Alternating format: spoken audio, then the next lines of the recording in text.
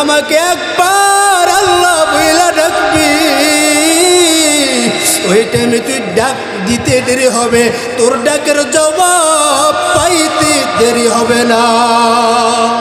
আতিনা ফি দারে দুনিয়া না হাসান, আতিনা ফি দারে উকবা না হাসান, हर के दार खौफ हक दर दिल मदाब, जन्नतुल मावा देहतु उरा मुकाम।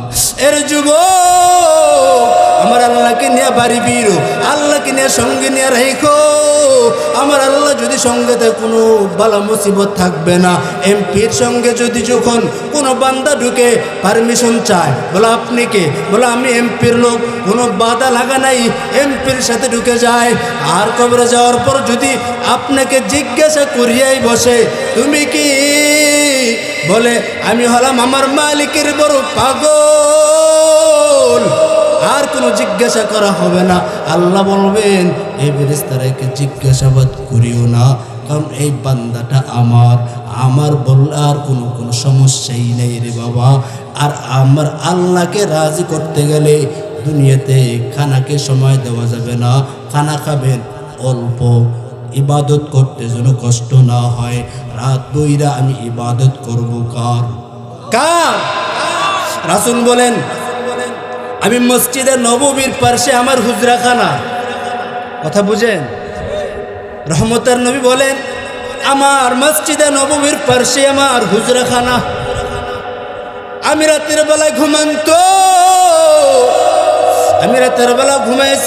ঘুমাইছিলাম, রাতের গভীর আধারে শুনতেছি কান্নার আওয়াজ।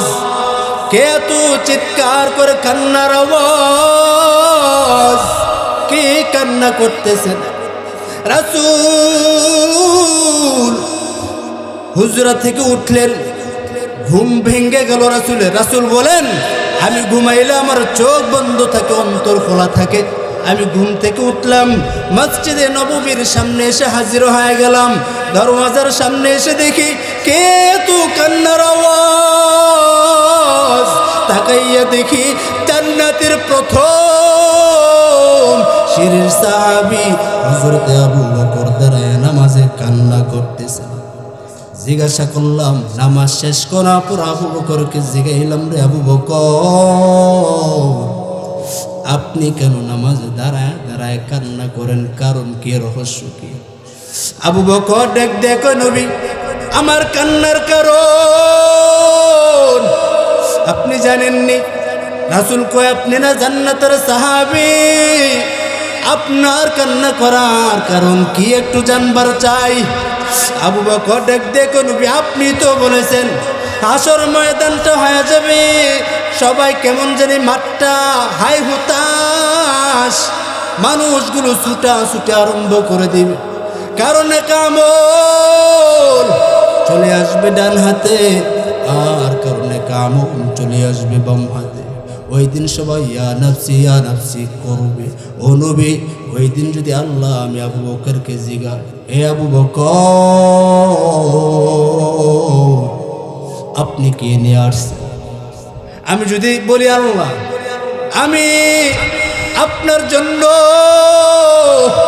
ইবাদত নিয়ে হাজির, আল্লাহ যদি ডাকতে কয় রে আবু বকর তোমার ইবাদত কবুল হয় নাই, তোমার ইবাদত তুমি নাও আর আমার জান্নাতটা আমাকে দিয়ে দাও। ও নবী ওই দিন আমার কি উপায় হবে? হাসরের দিনের ভয় নিয়া আমি এই জন্য ফুফায়া কান্না করতেছি।